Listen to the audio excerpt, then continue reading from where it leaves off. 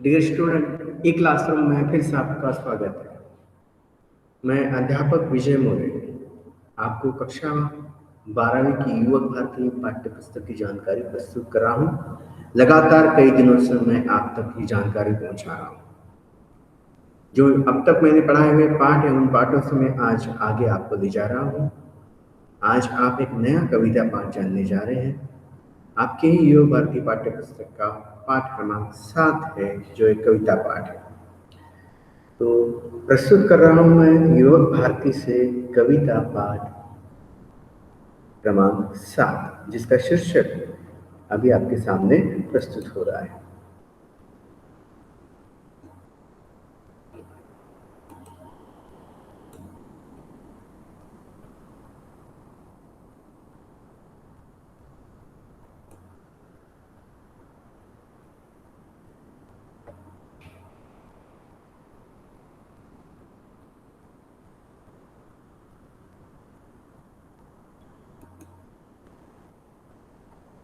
पाठ्यपुस्तक का पाठ क्रमांक 7 जो कविता पाठ है, जिसका शीर्षक है पेड़ होने का अर्थ, कवि है डॉक्टर मुकेश गौतम। इसका भाग एक आज मैं प्रस्तुत कर रहा हूँ। इस कविता को जानने से पूर्व इस कविता के जो कवि हैं, उन कवि का परिचय, कवि से संबंधित जानकारी पहले हम प्राप्त करेंगे और फिर इस कविता के भावार्थ और कविता की पंक्तियों को समझने की कोशिश करेंगे। पेड़ होने का अर्थ क्या है, ये बात इस कविता के माध्यम से डॉक्टर मुकेश गौतम जी हमें समझाते हैं। तो चलिए अब इस पेड़ होने का अर्थ इस कविता के कवि का परिचय पहले जानते हैं, बाद में आगे की कवि परिचय। पेड़ होने का अर्थ ये कविता कवि डॉक्टर मुकेश गौतम जी ने लिखी है। वे आधुनिक कविताओं में आधुनिक कवियों में एक पहचाने हुए कवि के रूप में या एक उनकी अलग से एक पहचान है, यह पहचाना हुआ नाम है। इनका जन्म 1 जुलाई 1970 को उत्तर प्रदेश के सहारनपुर नाम के शहर में हुआ। उत्तर प्रदेश से है कवि, सहारनपुर शहर में इनका जन्म हुआ 1 जुलाई 1970 और आधुनिक कवियों में एक जाना पहचाना नाम है, अर्थात एक प्रसिद्ध कवि के रूप में वे जाने जाते हैं। कवि आधुनिक भावबोध को बहुत ही सहज सीधे सादे ढंग से अभिव्यक्त करने में कुशल है। मतलब आज के जीवन में जो आधुनिकता आई है, उस आधुनिकता को कवि अपनी कविताओं में बहुत सरलता से प्रस्तुत करते हैं। आज के जीवन की सच्चाई, आज के जीवन का वर्णन सहज सरल ढंग से प्रस्तुत करने में कवि कुशल है, ऐसा कहा गया है। वर्तमान मनुष्य की समस्या, प्रकृति के साथ होने वाली छेड़छाड़ तथा उसके दुष्परिणाम आदि आपकी कविता में उभर कर सामने आ जाते हैं। इनकी कविता की विशेषता का, इनकी कविता में क्या लिखा गया है कि हमारे जीवन में जो समस्या है, उन समस्याओं को उन्होंने कविता में लिखा।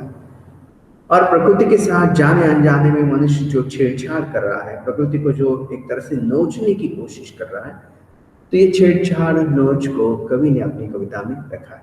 जाने अनजाने में सृष्टि पर रहने वाला प्रत्येक मनुष्य और हम और तुम भी, हम प्रकृति के साथ खिलवाड़ कर रहे हैं, छेड़छाड़ कर रहे हैं, उसे नोच रहे हैं।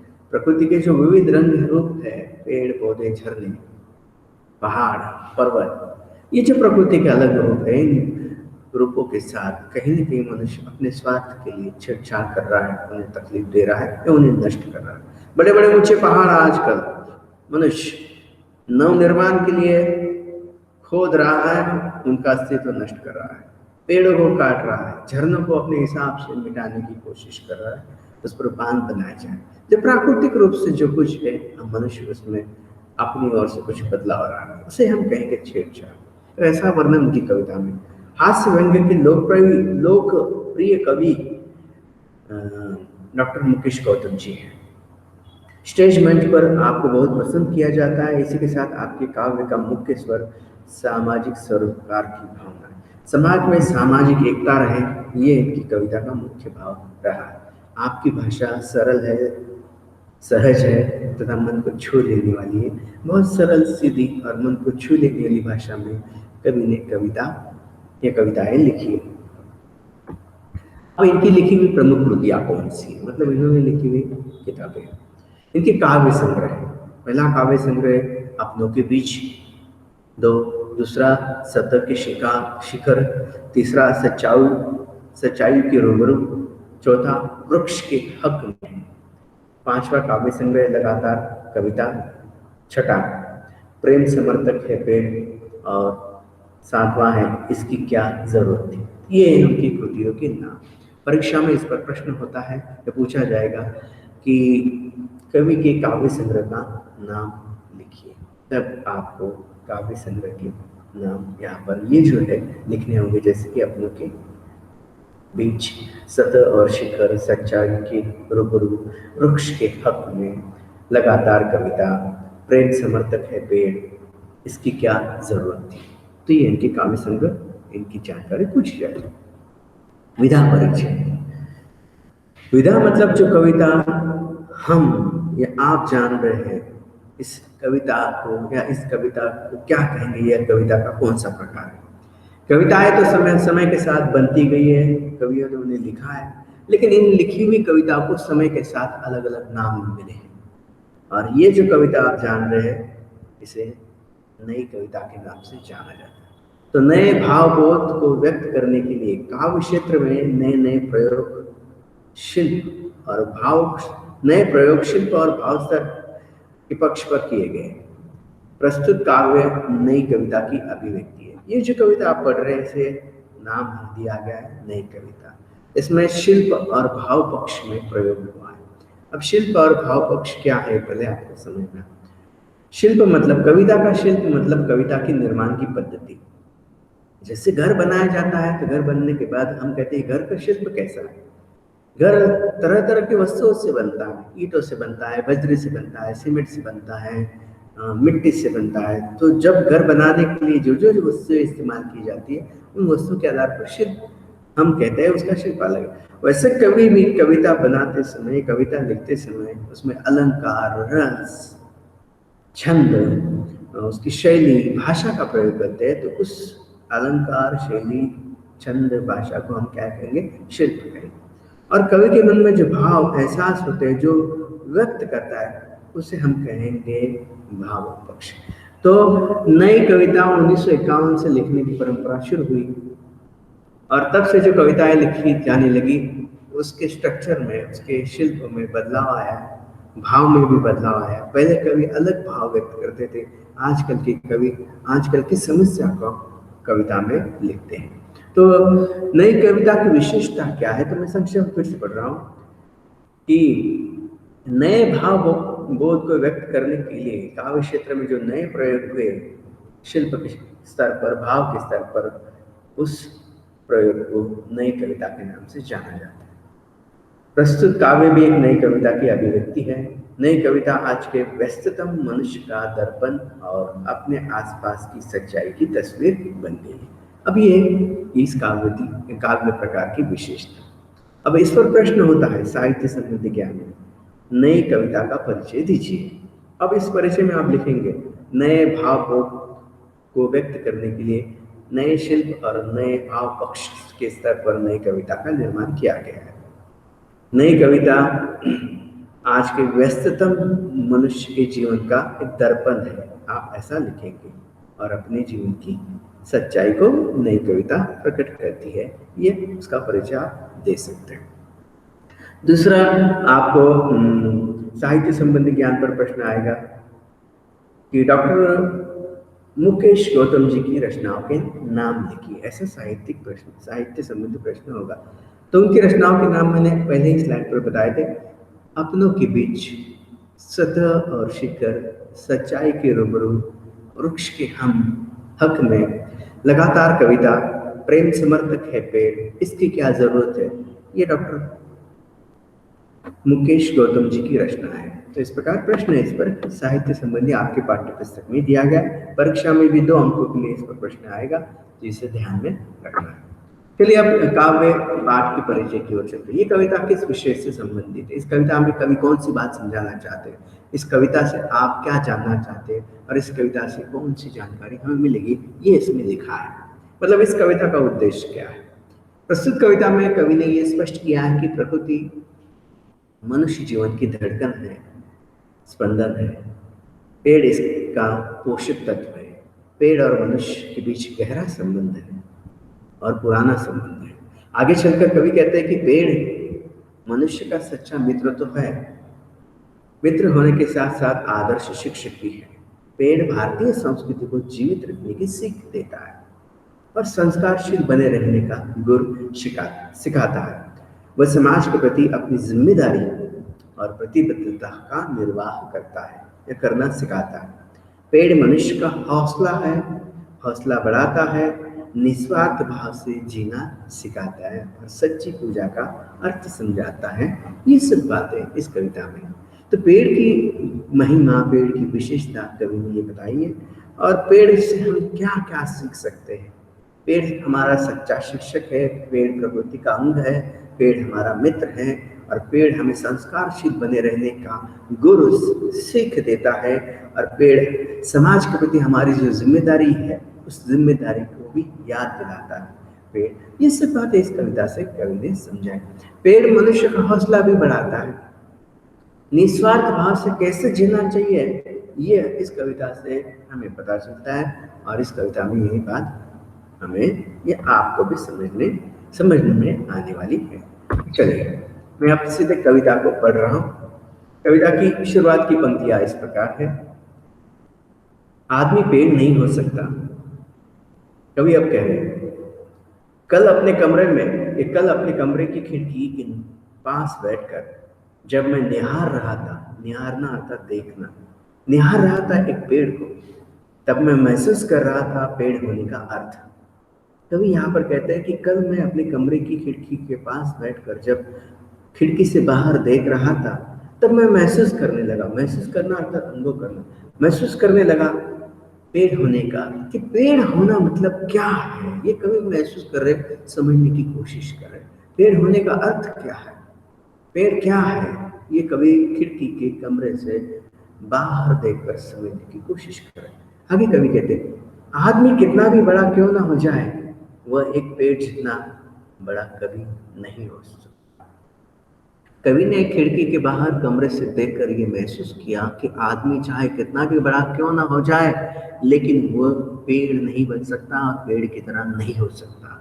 यह अर्थ कवि को पता चल रहा है।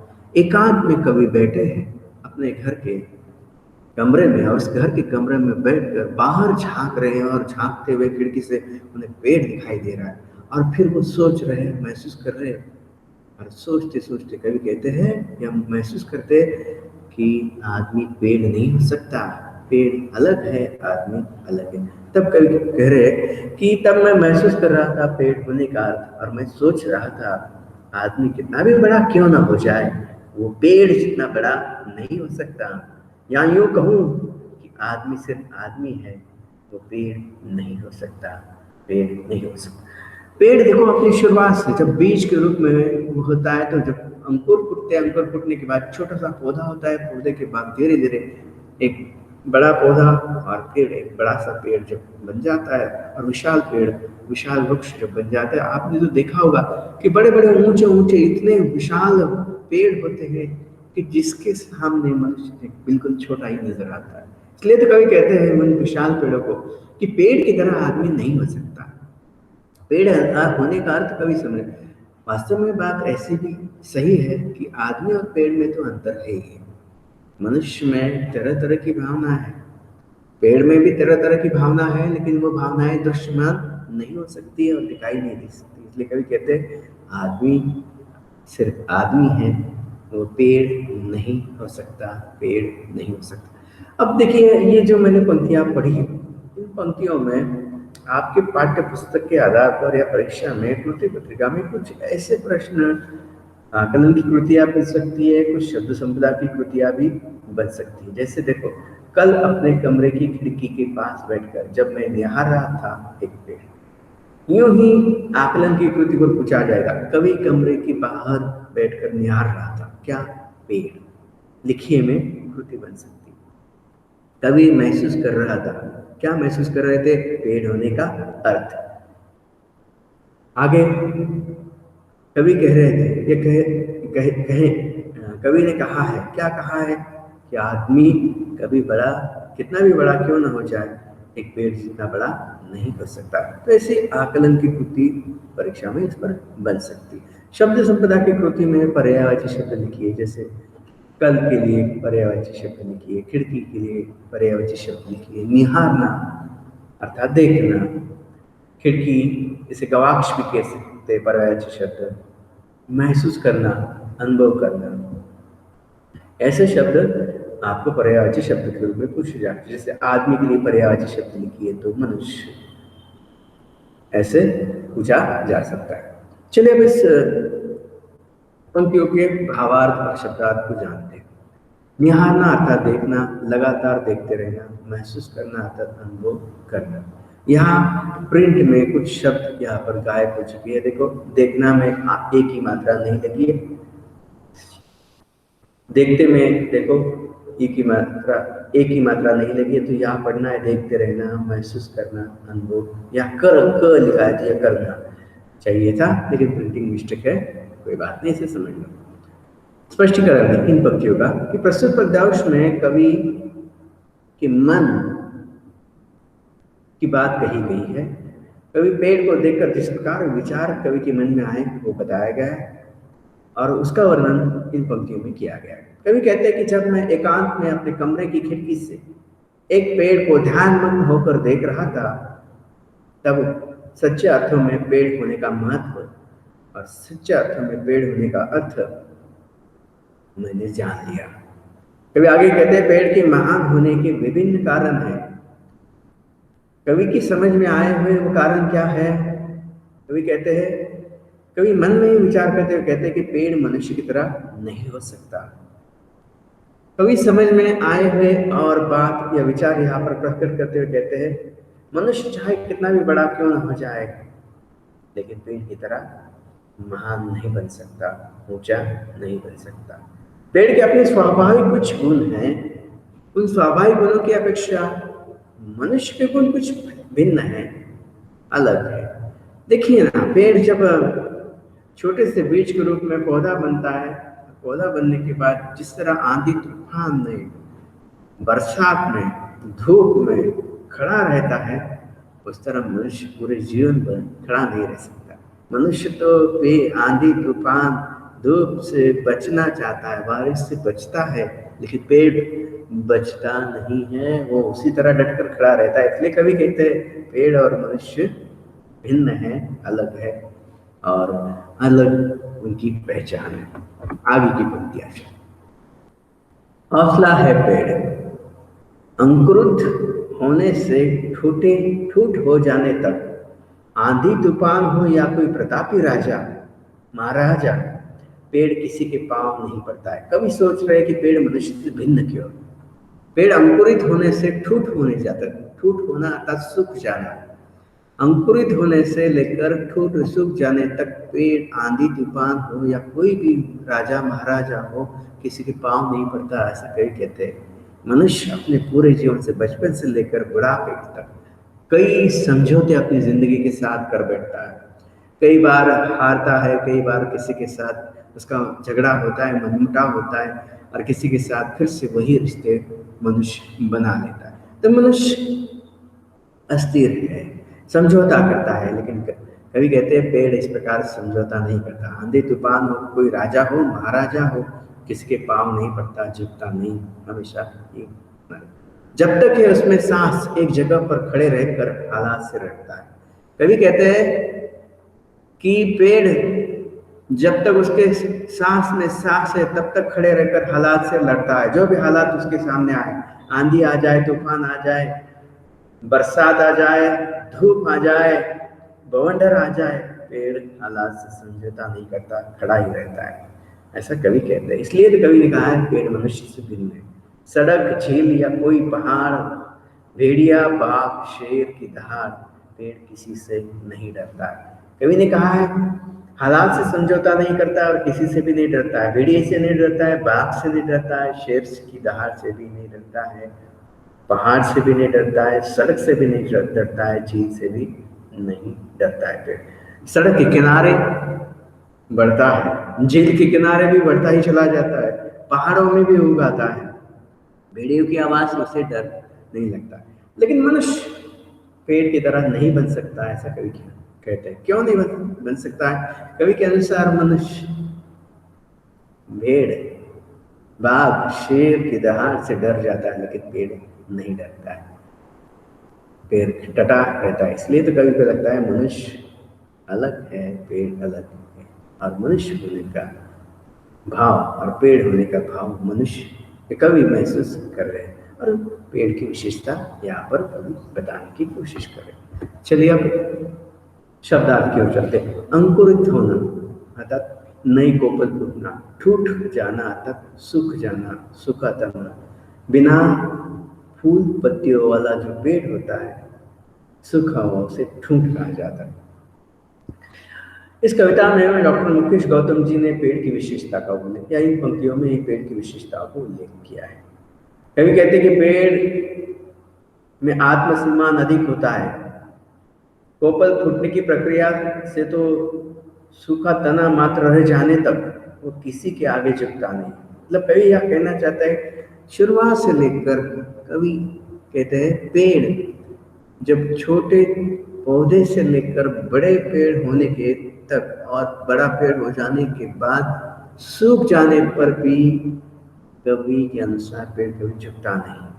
आंधी तूफान हो या कोई भी शक्तिशाली राजा महाराजा हो, वो अपने बलबूते पर आखिरी सांस तक जीवन की लड़ाई लड़ता रहता है और राजा महाराजों के सामने भी झुकता नहीं है। अर्थात जीने का संघर्ष पेड़ करता है। उस पेड़ की खड़े रहने की जगह चाहे जैसी भी हो, वो सड़क के किनारे हो, झील के पास हो, पहाड़ पर हो, वो अटल रहता है। कभी यहाँ कहते हैं पेड़ कहीं भी हो, सड़क के किनारे हो, झील के किनारे हो, पहाड़ के चोटी पर हो, वो अटलता से खड़ा रहता है, किसी से डरता नहीं, चाहे वो जंगल की भेड़िया हो या बाघ हो या शेर हो, किसी से पेड़ डरता नहीं, ऐसा कवि कहते हैं। इसलिए कवि को लगता है कि पेड़ अलग है मनुष्य से और मनुष्य पेड़ से अलग है। और कवि यही बात अपने कमरे की खिड़की से निहारते निहारते, देखते देखते महसूस कर रहे हैं और कह रहे हैं पेड़ अलग है और पेड़ होने का अर्थ समझ रहे हैं। आज के लिए बस मैं रुक जाता हूँ। इस कविता की बाकी पंक्तियों की जानकारी मैं भाग 2 में आपके लिए लेकर आऊँगा और प्रस्तुत करूँगा। इस कविता से संबंधित और इन पंक्तियों से संबंधित जो कृतियाँ हैं, मैं अगले भाग में आपके लिए ज़रूर लेकर आऊँगा और आपको बताऊँगा। आज रुक जाते हैं, अगली बार फिर मैं आपसे मिलूँगा अगले लेक्चर में।